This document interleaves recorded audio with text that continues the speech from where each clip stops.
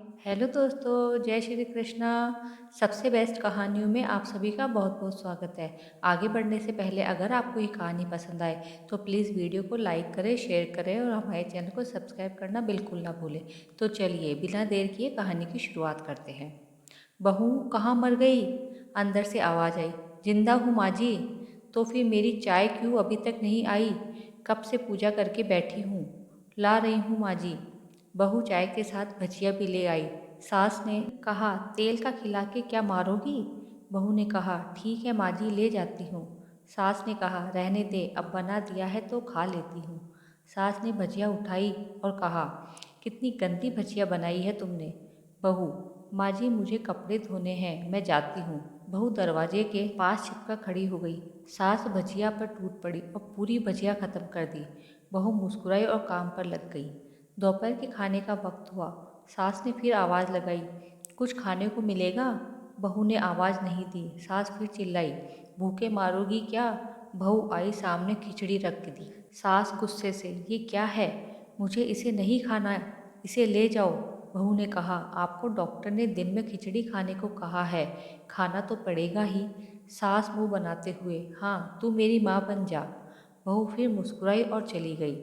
आज इनके घर पूजा थी। बहू सुबह 4 बजे से उठ गई। पहले स्नान किया, फिर फूल लाई, माला बनाई, रसोई साफ की, पकवान और भोज बनाया। सुबह के 10 बज गए। अब सास भी उठ चुकी थी। बहू अब पंडित जी के साथ भगवान के वस्त्र तैयार कर रही थी। आज ऑफिस की छुट्टी भी थी। उनके पति भी घर पर थे। पूजा शुरू हुई।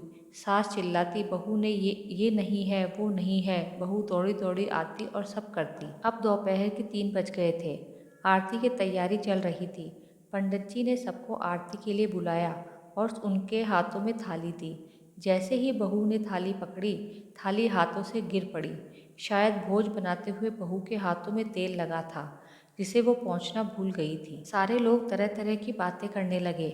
कैसी बहू है, कुछ नहीं आता, एक काम भी ठीक से नहीं कर सकती, ना जाने कैसे बहू उठा लाए, एक आरती की थाली भी संभाल नहीं सकती। उनके पति भी गुस्सा हो गए, पर सास चुप रही, कुछ नहीं कहा, बस यही बोलकर छोड़ दिया, सीख रही है, सब सीख जाएगी धीरे धीरे। अब सबको खाना परोसा जाने लगा। बहू दौड़ दौड़ कर खाना देती, फिर पानी लाती। करीब 70-80 लोग हो गए थे।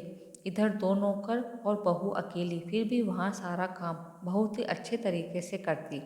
अब उसकी सास और कुछ आस पड़ोस के लोग खाने पर बैठे। बहू ने खाना परोसना शुरू किया। सबको खाना दे दिया गया। जैसे ही पहला निवाला सास ने खाया, तुमने नमक ठीक से नहीं डाला क्या? एक काम ठीक से नहीं करती, पता नहीं मेरे बाद कैसे ये घर संभालेगी। आस पड़ोस वालों को तो जानते ही हो ना साहब, वो बस बहाना ढूंढते हैं नुक्स निकालने का। फिर वो सब शुरू हो गए, ऐसा खाना है, ऐसी बहू है, ये वो वगैरह वगैरह। दिन का खाना हो चुका था। अब बहू बर्तन साफ करने नौकरों के साथ चली गई। रात में जगराता का कार्यक्रम रखा गया था। बहू भी एक दो गीत गाने के लिए स्टेज पर चढ़ी। सास जोर से चिल्लाई, मेरी नाक मत कटा देना, गाना नहीं आता तो मत गा, वापस आ जा। बहू मुस्कुराई और गाने लगी।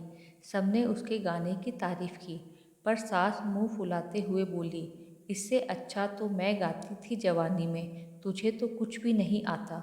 बहू मुस्कुराई और चली गई। अब रात का खाना खिलाया जा रहा था। उसके पति के ऑफिस के दोस्त साइड में ड्रिंक करने लगे। उसका पति चिल्लाता, थोड़ी बर्फ लाओ तो। सास चिल्लाती, यहाँ दाल नहीं है। फिर चिल्लाता, कोल्ड ड्रिंक नहीं है, पापड़ ले आओ। इधर उधर आखिरी में उसके पति की शराब गिर पड़ी उसके एक दोस्त पर और बोतल टूट गई। पति गुस्से में दो थप्पड़ अपनी पत्नी को लगाते हुए कहता है, जाहिल नहीं की, देखकर नहीं कर सकती, तुझे इतना भी काम नहीं आता। सारे लोग देखने लगे। उसकी पत्नी रोते हुए कमरे की तरफ दौड़ी। फिर उसके दोस्तों ने कहा, क्या यार, पूरा मूड खराब कर दिया, यहाँ नहीं बुलाया होता, हम कहीं और पार्टी कर लेते। कैसी अनपढ़ गंवार बीबी ला रखी है तूने, उसे तो मेहमानों की इज्जत और काम करना तक नहीं आता, तुमने तो हमारी बेइज्जती करा दी। अब आस पड़ोस की औरतों को और बहाना मिल गया था। वो कहने लगी, देखो क्या कर दिया तुम्हारी बहू ने, कोई काम की नहीं है, मैं तो कहती हूँ अपने बेटे की दूसरी शादी करवा दो, छुटकारा पाओ इस गंवार से। सास उठी और अपने बेटे के पास जाकर उसे थप्पड़ मारा और कहा, अरे नालायक, तूने मेरी बहू को मारा, तेरी हिम्मत कैसे हुई? तेरी टांग तोड़ दूंगी। उसके बेटे के दोस्त कुछ कहने ही वाले थे कि उसकी माँ ने घूरते हुए कहा, चुप, बिल्कुल चुप। यहाँ दारू पीने आए हो, जबकि पता है आज पूजा है और तुम्हें पार्टी करनी है। कैसे संस्कार दिए हैं तुम्हारे माता पिता ने? और किसने मेरी बहू को जाहिल बोला? जरा इधर आओ, चप्पल से मारूंगी अगर मेरी बहू को किसी ने शब्द भी कहा तो। अरे पापी, तूने उस लड़की को बस इसलिए मारा कि तेरी शराब टूट गई? पापी, वो बच्ची सुबह 4 बजे से उठी हुई है, घर का सारा काम कर रही है, ना सुबह से नाश्ता किया ना ही दिन का खाना खाया, फिर भी हंसते हुए सबकी बातें सुनते हुए, ताने सुनते हुए घर के काम में लगी रही। तेरे यार दोस्तों को वो अच्छी नहीं लगी। जूते से मारूंगी तेरे दोस्तों को जो कभी उन्होंने ऐसा कहा। उसके यार दोस्त चुपके से खिसक लिए। अब सास बहू के कमरे में गई और बहू का हाथ पकड़कर बाहर लाई। सबके सामने कहने लगी, किसने कहा था अपनी बहू को घर से निकाल के दूसरी बहू ले आना? जरा सामने आना।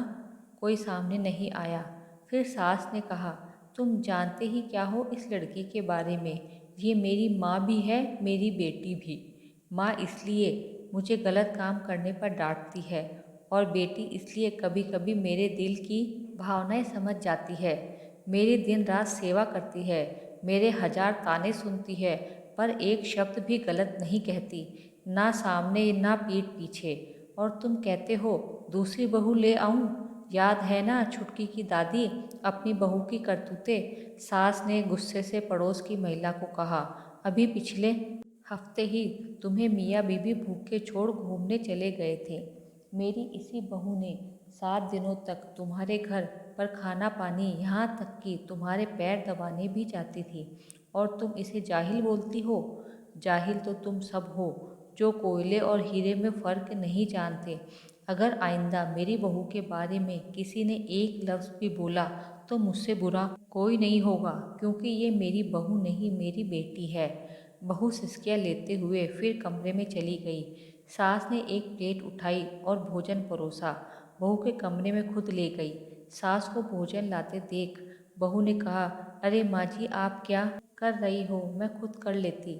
सास ने प्यार से ताना मारते हुए कहा, डर मत, इसमें जहर नहीं है, मार नहीं डालूंगी तुझे। तुझे नई सास चाहिए होगी, पर मुझे अभी भी तू ही मेरे घर की बहू चाहिए। बहू ने अपनी सास को रोते हुए गले से लगा लिया। सास भी रो दी पहली बार और कहा, चल खाना खा ले।